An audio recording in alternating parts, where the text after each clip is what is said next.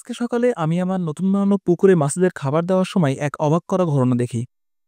আসসালামু আলাইকুম, আমার নাম শাহানুর আর আমি আজকে আপনাদের দেখাবো আমার নতুন বানানো পুকুরের একটি আপডেট।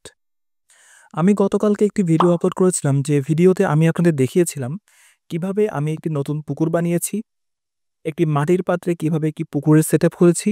সেখানে আমি দুইটা গাপ্পি মাছ ছেড়েছিলাম। সবার কাছে আমি বলেছিলাম যে এখানে আমার কি কি ভুল আছে, আরও কি কি আপডেট করা যায়, সেগুলি যেন সবাই আমাকে কমেন্টের মাধ্যমে জানায়। সো এক ভাই কমেন্ট করেছে, তিনি বলেছে যে এখানে আম আমি যে বালিটা ইউজ করেছি, কনস্ট্রাকশনের বালিটা ইউজ করেছি, এই কনস্ট্রাকশনের বালিতে নাকি মাছগুলো মারা যায়। আম সো এটা আ মানে দেখার পরে আমি আজকে আমার মাছগুলোকে যখন খাবার দিতে আসছিলাম, তখন দেখলাম এখানে একটা অবাক করা ঘটনা। তো চলুন আমি আপনাদের সেটা দেখাই। এই দেখুন এখানে আ আপনি দেখতে পাচ্ছেন কিনা আমি জানি না। এখানে মাছের বাচ্চা হয়েছে। তো এটা আমি বানিয়েছি প্রায় ৫ থেকে ৭ দিন হয়ে গিয়েছে। এর ভিতরে মাছেরা এখানে আ বাচ্চা দিয়েছে।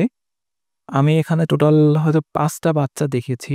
আ পরে যেটা খেয়াল করে দেখলাম যে এখানে টোটাল ৫ টা মতো বাচ্চা আছে।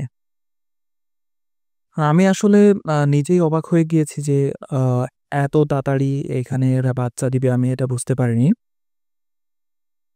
তো এখন সমস্যাটা হচ্ছে যে ভাই আমাকে বলল যে এখানে কনস্ট্রাকশন এর বালি ইউজ করা যাবে না। সো আমি এখন এখানে আ আমাকে একটু সবাই সাজেস্ট করুন যে আমি এখানকার বালিটা এখন চেঞ্জ করতে পারবো কিনা, অথবা পুরো সেটআপটা চেঞ্জ করতে পারবো কিনা?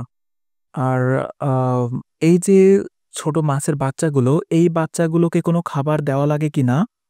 আম সেটাও আমাকে সবাই জানাবেন, যেহেতু আমি টোটালি জানি না। আর সবার কেমন লাগলো আমার এই পুকুরের ভিতরে যে বাচ্চাগুলো হয়েছে মাছের, আশা করি আপনারা দেখতে পেয়েছেন। তো কেমন লাগলো সবাই কমেন্ট করে জানাবেন। ভিডিওটি ভালো লাগলে অবশ্যই আমার চ্যানেলটি সাবস্ক্রাইব করে দিবেন। ভিডিওতে একটি লাইক দিবেন। সো আজকের ভিডিও এ পর্যন্তই। দেখা হবে নতুন কোনো ভিডিওতে। আসসালামু আলাইকুম।